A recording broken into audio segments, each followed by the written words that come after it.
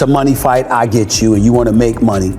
But at some point in time, if you keep telling us that you're taking boxing seriously and you want to be recognized as a big-time boxer / fighter, you're gonna have to fight somebody closer to your age, who is a contender at the very least. Full fight announcement, another circus act, another clown show.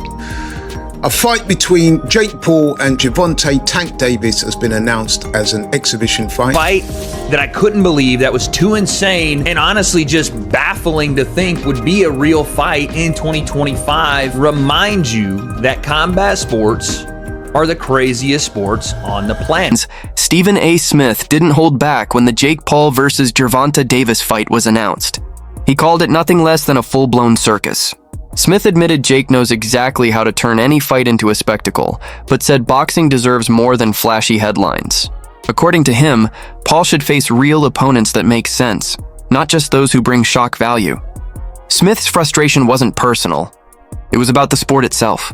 To him, this fight represents entertainment taking priority over competition, where fame sells faster than skill. His tone made one thing clear. He respects Jake's hustle, but refuses to celebrate chaos pretending to be boxing. I've always been a fan of Jake because I think that what Jake tries to do for the sport of boxing, I think people don't realize the importance of him being able to promote for himself and not being reliant on the promoters who I believe has held the sport hostage. The only critique I've ever given Jake, I just want Jake to fight boxers. Like Nate Diaz, we know his reputation. We know the man can fight. We know in the octagon he could be something special. But we know you breathe on him, he starts bleeding. It's a fair critique. And you know what? He should fight boxers. But then again, should he? Because I'll tell you what. If you're a human who can rake in $6 to $10 million fighting people that you know you're going to beat, and you want to build a resume and a record that's impressive with a good highlight reel, you got to be strategic about this shit. Jake's 25, 26. He's got so much time. Yeah, but what I'm saying is, I get where you coming from. All I'm saying is, we don't know your skill set because you haven't been in there with anybody really skilled. Repeats analysts quickly echoed Smith's thoughts, calling Jake's newest matchup another act in the same circus. They believe his career has turned into a string of fights with no real logic, no genuine risk, and no balanced matchups. It's all designed for attention rather than legacy. Instead of testing himself against stylistically sound opponents in his own class, Jake keeps chasing bizarre mismatches that spark debate but not respect. To experts, this formula works for views but fails the sport. They agree his fights are fun to watch, yet empty in meaning. Flashy performances built for headlines, not history. Performance. Jake Paul won the fight. But yeah, that was that.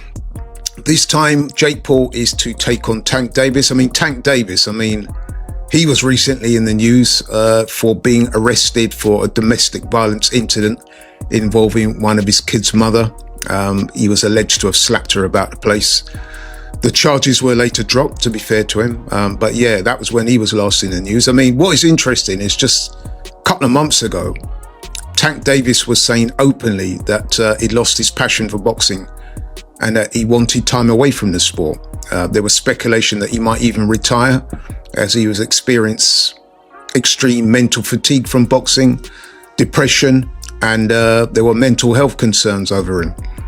However, I guess the opportunity to earn a truck full of money fighting a completely worthless exhibition fight against Jake Paul was enough to make him change his mind about boxing. Funny that, isn't it? But you know what? I'm not even going to waste your time or mine critiquing this utter nonsense. Suffice to say that this so-called fight we're talking about is an exhibition, and it pits Jake Paul, who is a cruiserweight, by the way, weighs in excess of 200 pounds, and Tank Davis, who is, he was the WBA lightweight champion, who weighs in at about 135 pounds when he fights. So that's a disparity of some 65 pounds. In old money, that's about 4.5 stone. There's also a significant difference in height. Jake Paul is roughly, 6'1", 2. Gervonta Davis is 5'5" at best. So, there's a height disparity there of some 8 inches. Then came the official tweet from Ring Magazine, breaking the internet. Jake Paul versus Gervonta Tank Davis. November 14th, State Farm Arena, Atlanta. An exhibition, live on Netflix. Sources confirmed to Mike Coppinger that talks with Anthony Joshua collapsed over network issues. Jake last fought at 200 pounds. Davis is a 135-pound champion. That size gap alone set the internet ablaze. Fans argued about power, reach, and how insane this matchup truly is. Jake has been reshaping boxing by force, investing his own money, creating his own spotlight, and breaking the rules of tradition. Some call it madness. Others call it marketing genius. Love him or hate him, Jake has changed the sport's rhythm.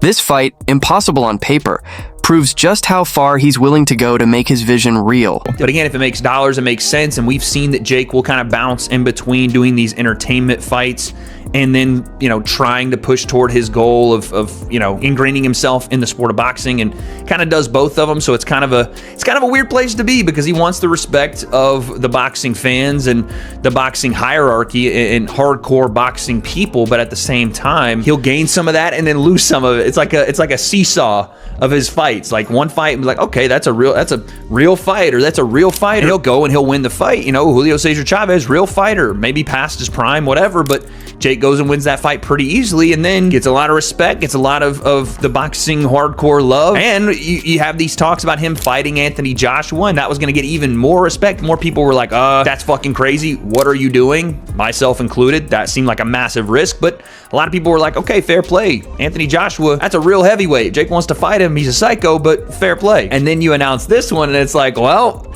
that's the same thing people have been saying about Jake for years, so it's a weird spot to be in for him for sure. But I talked about this not being the first choice, and I don't think it was, because Coppinger reports next that talks for Jake Paul to face Anthony Joshua collapsed over network issues. Now, we had all heard the talks, and they were pretty public, from Eddie Hearn, from Jake. Nakisa Badarian, Jake's manager, was over in the UK on, I think, Sky Sports, talking about the fight and saying how it was a real possibility and they were really starting to work on it. And now Mike Coppinger says that the talks for Jake and Joshua fell apart over broadcasting issues. Hours later, Jake Paul confirmed the fight himself with a cinematic post.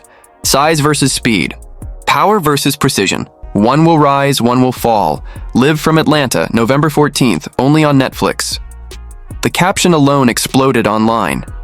Then came Teddy Atlas, one of boxing's most respected minds, giving his take. Atlas said no matter how people feel, Jake deserves credit. He's created opportunities few fighters ever could.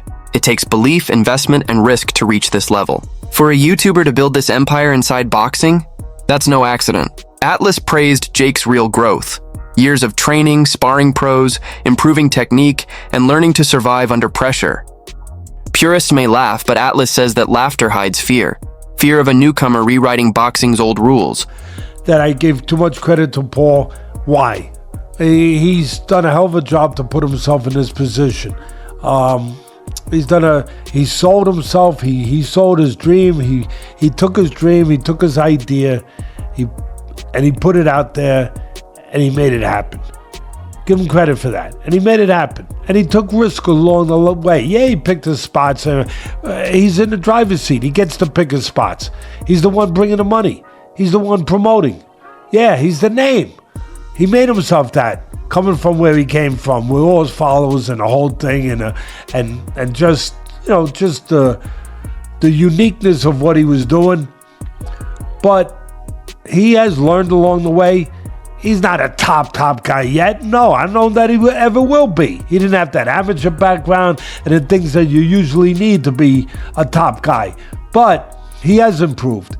He is a work in progress. He is a guy that you got to give him credit that he's respected the sport. He went out there, he's worked hard at it, and he's gotten himself into this position. Having said all of that, this might be a step too far. Now, when I say it, I'm also, I try to be responsible. I've been in this game 50 years, so I know where not to step, where you could twist an ankle, or worse, you could break a leg or fall down. When I say that with the understanding, too, that Joshua's coming off being knocked out. When TalkSport analysts heard the news, they called it the most uneven fight imaginable. Their concern was simple. The weight gap is enormous. Davis, a 135-pound knockout artist, facing Jake Paul, who walks near 195. That's a mountain versus a missile. They questioned how such a fight could be fair or meaningful. To them, this is Jake's biggest flaw, picking fights that look exciting but make no boxing sense. Either the opponent's smaller, retired, or out of their division. Davis might be in his prime, but size doesn't lie. TalkSport made it clear this isn't just risky, it's ridiculous. Netflix, and that's probably where the problem was. So I think that fight is sort of like dead and buried in the water. And we get Gervonta Davis, man, like you guys said it, is a 135-pound world champion, lightweight world champion. The guy's my height. He's 5'5", and Jake Paul is a cruiserweight. You know, he walks around at sort of like 15 stone. So, and it's an exhibition. So look, if you buy into that, then yeah, fine. But it's not one for me. Spence, let me ask you this: if you were European champion, right? Yes. Before you had to retire, Sally, you were European champion. If you were, how tall are you? What are you at? 4'8", 4'9"? 5'5". 5'5". Okay. If you were in your pomp at European champion and you were 5'5" and you were fighting Jake Paul, would you fancy your chances? Absolutely. I think, yeah, definitely. I think I fancy my chances. I think Gervonta Davis actually beats him as well. He's one of the pound for pound best fighters in the world at lightweight. But it's a bit of a weird one, isn't it? It's like you got a guy of 5'5" boxing a guy of 6 foot plus. Cruiserweight, yeah, it's just all a little bit odd. I feel if they're going to do an exhibition, perhaps Jake should have picked someone more his size. Look, his last fight against Julio Chavez Jr.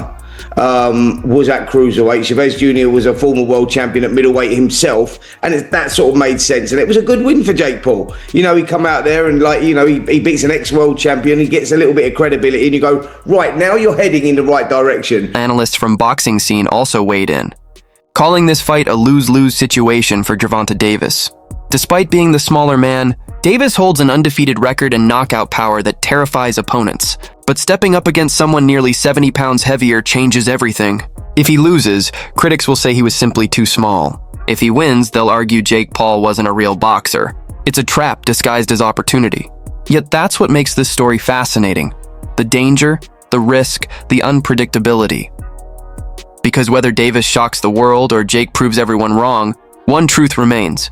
Boxing's never been crazier or more alive. For Gervonta as much as it is for Jake. Jake, it's like, okay, you're fighting a former world lightweight champion. You're bigger, so you have some advantages, even if you're, at a severe skill disadvantage. You're not supposed to expect to do anything, but if you do, it's even, it's bananas for you. It's great. Gervonta, I don't know. What if Jake hits him? Jake's a big guy. I don't know if Gervonta stood next to Jake. Jake's a big guy. Yeah, he's a big dude. Yeah. And Gervonta is small even by lightweight standards. Right. So it is a little bit of a David and Goliath fight. It's just the David character in Gervonta is much more skilled. But I guess there's that's the thought process. As far as what it does for boxing, well, absolutely nothing. But then again, what have Gervonta Davis and Jake Paul really done for boxing in the ring aspect? Because Jake, I am a believer in Jake as a promoter, and I think that he has a future as a promoter, and I think he's done very well as a promoter, and I think his company has done some very good things for the sport, and for young fighters, and for brewing talent and making good fights on that basis. But as far as from fighters' perspective, what they do for boxing from a fighter's perspective, I don't think Gervonta Davis has ever done anything for boxing, honestly. Like I feel like TV has just in this generation, they just create stars, and then they just tell you, okay, we're gonna make this guy the star. It's like they're pre-created.